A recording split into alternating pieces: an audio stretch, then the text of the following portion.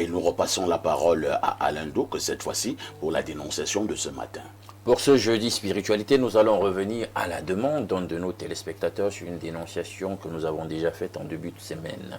Info TV, c'est une télévision à l'écoute. Une télévision qui a l'oreille attentive aux doléances et aux attentes de son audimat. Donc, nous allons donc revenir sur cette dénonciation qui portait sur le monsieur, ce couple-là, qui a une fille de 6 ans, et le père, constat fait par la mère et tout, le père se livrait à des jeux, à des attouchements. Il posait des bisous sur la poitrine, etc. de la fillette. Et nous avons signalé, en faisant cette dénonciation, qu'en réalité, ils sont dans un statut. Et l'enfant de 6 ans en question, la fillette de 6 ans, a eu un problème d'ordre mental, on ne sait pas, elle est quelque peu attardée désormais, et cela a fait suite à une promotion que le père, a eue dans son service. Donc la mère voit d'un très mauvais œil ces espèces, entre guillemets, de jeux auxquels le père se livre avec la fille en question, la fillette en question. Elle a porté l'affaire devant la famille de son époux, qui, elle, n'y trouve aucun problème, répétant tout simplement ce que le mari lui-même dit, qu'il est en droit de jouer avec sa fille. Donc, elle était donc totalement bouleversée, désemparée par cette situation, et a porté cette affaire sur la table de la dénonciation. Et justement, il y a un de nos téléspectateurs qui a dit que le sujet nécessitait peut-être qu'on l'apporte sur la table de la dénonciation au moment où il y aurait des panélistes spirituels, des spécialistes de la spiritualité, raison pour laquelle on ramène cette dénonciation ce jeudi sur la table. Bon, j'avoue que si vous m'avez vu avant, je devais vous convaincre à ne pas la ramener. Hein. Je n'aime pas être redondant, parce que je ne sais pas ce qu'on va faire là maintenant. Bon, je passe la parole à Cheikh Ali. Moi, par rapport à cette question, j'aimerais dire qu'il faut déjà faut pas qu'on mette la confusion partout. D'accord, c'est pas tout ce qui est bizarre, qui est d'origine mystique, qui vient sorcellerie et autres. Je pense que l'amour entre les parents et l'enfant, les parents ont toujours des habitudes. Tu as fait des baisers, caresser, d'embrasser les enfants. Mais si ce n'est que sur ce geste-là, elle se basait pour suspecter son mari, moi je ne vois aucun mal à cela.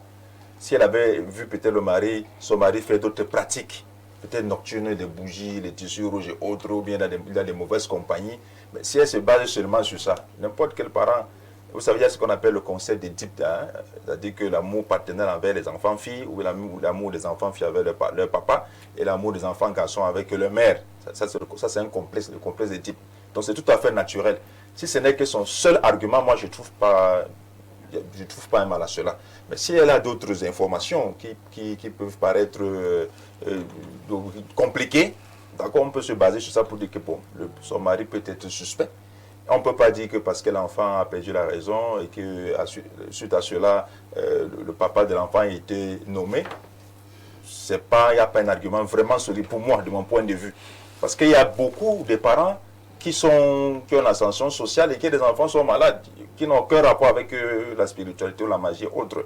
Donc, on ne va pas tomber dans l'amalgame, on va rester concentré pour dire, nous demandons à cette femme de nous apporter des arguments plus convaincants. Cet argument n'est pas convaincant pour dire que, pour suspecter son mari des pratiques ésotériques, mystiques et bien de sorcellerie. Très bien. Déjà, ma fils, y a-t-il quelque chose à se mettre sous la dent? Cheikh Ali pense qu'il faut des arguments un peu plus solides. Bon, c'est juste ce qu'il pense, mais j'ai coutume de dire aux gens qu'il faut éviter 2 catégories d'individus dans la vie, et comme compagne ou comme compagnon, les idiots et les analphabètes. Parce que les idiots et les analphabètes comprennent très difficilement la vie et ne peuvent pas savoir parfois que rien que dans un type de job tel que l'intermédiation financière, quelqu'un peut glaner beaucoup de millions, voire des milliards. Mais maintenant, si vous avez une compagne ou un compagnon qui ne connaît pas ce genre de choses, et je connais des gens qui ont vécu ce genre de drame, quand j'étais à l'époque à Douala, et les uns et les autres ont connu des problèmes avant ou après.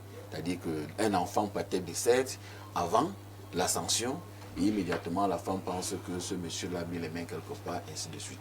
Et ce qui fait que ça détruit beaucoup de ménages. Mais cela n'exclut pas.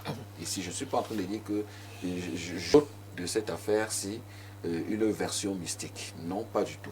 Pas du tout, parce que l'homme étant très profond, l'homme étant ambivalent, l'homme étant une entité qui a beaucoup de dimensions, tout est possible. Tout est possible au-delà du concept d'Égypte, comme l'a dit tout à l'heure Tchekali.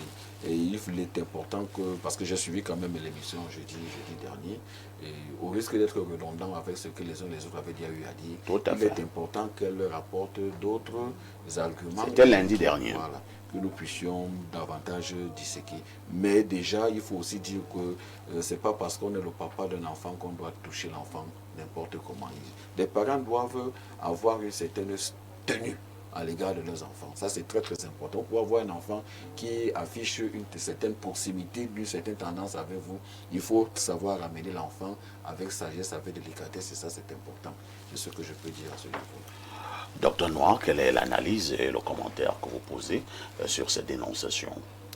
Les gens doivent savoir, merci déjà parfois ici, les gens doivent savoir que ce qui lie un enfant à sa maman, ce n'est pas que seulement le sang, ce n'est pas que seulement la langue, ce n'est pas que seulement l'ADN. Il y a aussi ce qu'on appelle les vibrations.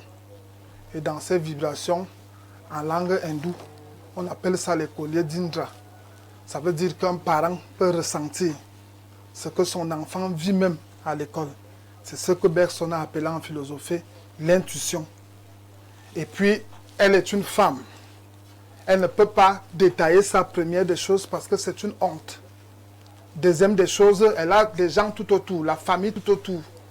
Moi, je connais un foyer comme ça. Je ne vais pas citer le nom, mais à Eke, un homme qui couchait sa propre fille. Il a fallu que sa maman vienne nous voir pour nous dire qu'elle ne comprend pas. Et la première fille à qui l'homme faisait ça, elle est restée vaine, elle n'a pas parlé. C'est quand il déborde et veut commencer maintenant sur l'aîné. C'est l'aîné qui refuse ça et qui permet à la maman d'être au courant que l'autre a l'habitude de subir non seulement les attouchements, mais les rapports sexuels. On devrait connaître cela, que c'est des choses qui se passent. Et quand vous voyez des gens comme ça parler de la sorte, on doit lire, comme le professeur Gervais Mendozé nous en prenait en lettres modernes françaises, lire les œuvres au 3e degré. Moi, je prends le cas maintenant. Si, Cheikh qui est là, mon frère là, sa femme lui écrit « Bonne nuit, on se voit alors ce soir ». Moi, je ne vais pas comprendre ça comme lui va comprendre. Dans ce soir, il y aura les ingrédients d'amour. Dans ce soir, il y aura les ingrédients de sentiments et ainsi de suite. Mais moi, si je le lis, je vais lire ça de manière isolée.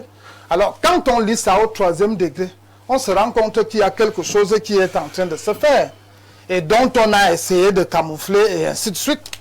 Donc, il faudrait que nous soyons clairs. Elle ne peut pas dénoncer ces choses-là juste parce qu'elle voudrait parler.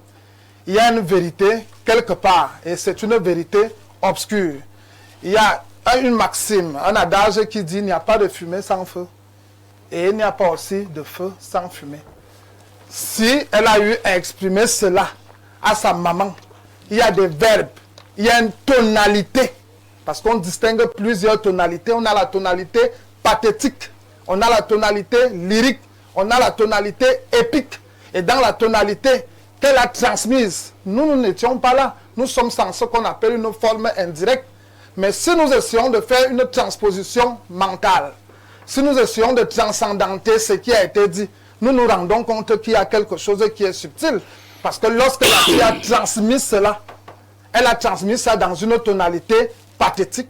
Et la maman nous renvoie ça dans les médias de manière pathétique. Moi, je suis clair là, on n'a pas besoin de détails. Il y a quelque chose qui se passe entre l'homme et la fille. Et le conseil que moi je vais donner, ce qui permet que j'entre là, allons-y, c'est que première des choses, quand de telles choses se passent déjà, il faudrait enlever la fille de ce territoire, parce que les démons agissent dans un territoire, ce que nous appelons les atmosphères.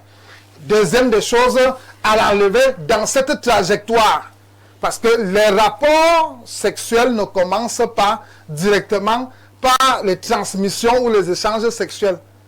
On a le côté verbal, on a le côté des attouchements et on a le côté sexuel.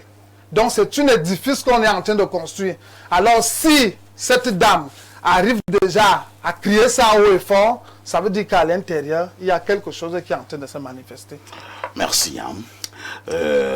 Todd, vous qui avez donc suivi cette dénonciation, je présume que vous avez sans doute un commentaire à poser.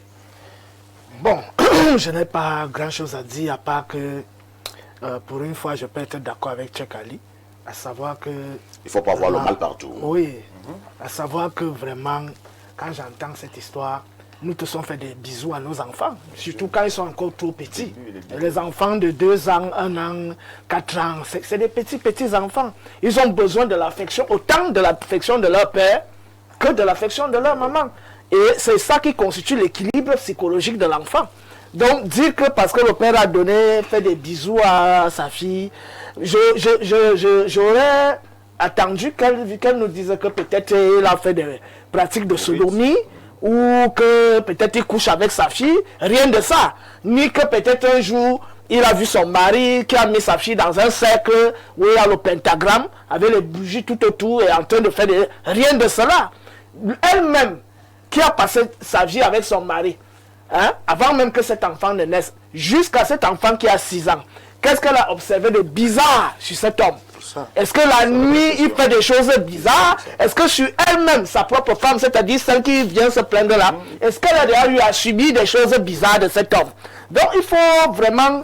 parce qu'aujourd'hui, on entre de plus en plus dans l'obscurantisme. C'est-à-dire que parce que quelqu'un a été nommé, ça veut dire que comme l'enfant est devenu maintenant, elle a des troubles mentaux, Là, ça veut dire que... Non, maintenant... Est-ce qu'il ne faut pas également il ne faut pas aussi négliger...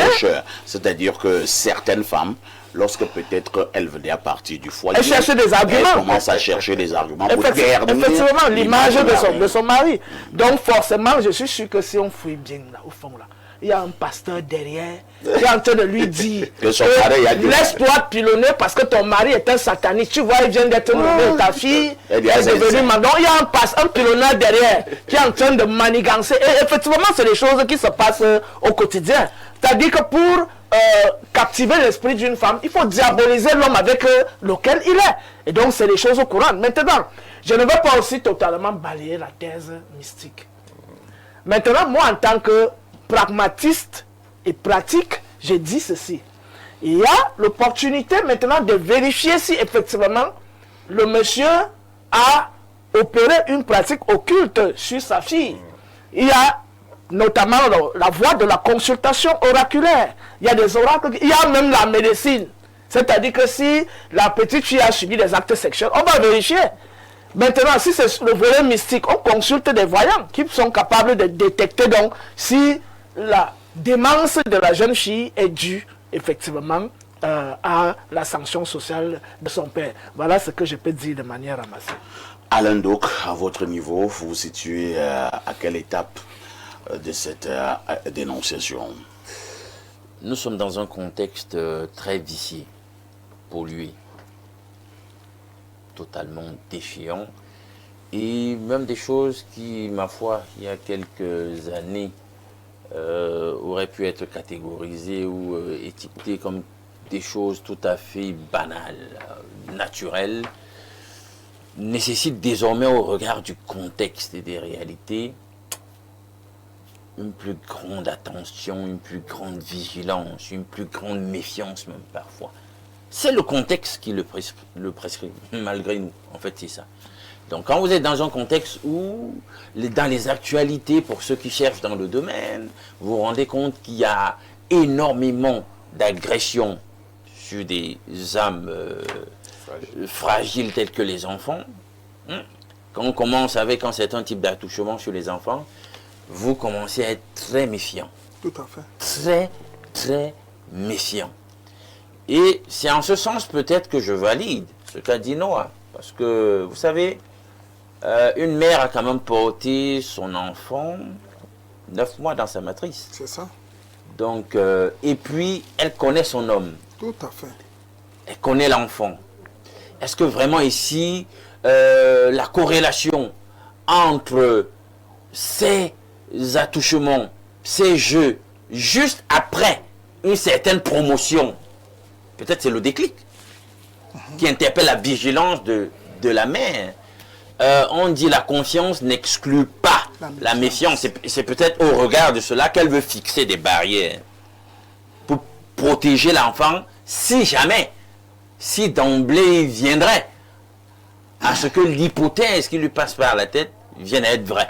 Et je pense que c'est une réaction somme toute maternelle et naturelle. Nous sommes dans un contexte désormais où vraiment même nous là même en tant qu'adultes on doit s'imposer certaines limites parce que le contexte est pollué. Vous savez, aujourd'hui là, même dans le cadre d'une certaine amitié, au regard de ce qui se passe, mais des amitiés même entre les gens, vous avez peur, vous évitez même de vous mettre dans certaines postures parce qu'on peut même changer de regard sur vous. Chose qui, il y a quelques années peut-être, ne se posait pas comme problème. Mais quand vous êtes déjà dans un contexte où il y a une montée en puissance de cette sexualité dépravée, déchéante qu'est l'homosexualité, le regard des gens commence à changer. Le regard qu'ils posent sur les autres, qu'ils posent sur eux-mêmes. Donc on doit faire attention. Il faut une meilleure communication entre les époux et je pense que l'épouse peut tenir le discours que je tiens là à son époux. Question de lui dire, bon, quoi qu'il en soit, il faut quand même qu'on se fixe un certain nombre de limites, même dans les rapports avec les enfants. On ne va pas les toucher n'importe comment, etc. Merci. Nous allons lire quelques préoccupations et surtout contributions à enregistrer. Je vous amène d'abord plus 39, c'est l'Italie. Buongiorno perfecto et à ton panel. Accueillir el perfecto, c'est juste l'amour paternel, non? Je trouve que la mère en question est juste jalouse. Le monsieur est tactile et le fait avec sa fille. Reste à savoir si peut-être la maman du monsieur n'est plus et il aurait attribué le nom de sa mère à sa fille. El perfecto, David Beckham aussi fut lynché sur la toile car il donnait des bisous sans trop, à savoir à sa fille adolescente. Je trouve que tant que cette attitude ne déborde pas, la limite c'est tolérable. Ouais, Alino est en rupture de stock des dénonciations. C'est une question qu'il pose. Bonne journée. Absolument pas, mais je ne vous donne pas la cuisine de la maison. Un autre message ce jour. Quelqu'un me dit ici bonjour à vous sur le plateau, très belle émission, espace miné, mes félicitations à vous mes panélistes performants, Anatole France Éclair depuis Yaoundé, Anguissa. Un autre message ce jour, quelqu'un m'a dit simplement bonjour, à moi de répondre salut. Que dit cet autre téléspectateur ce matin? Pour l'instant, il n'y a plus vraiment de message. À tout de suite pour la suite.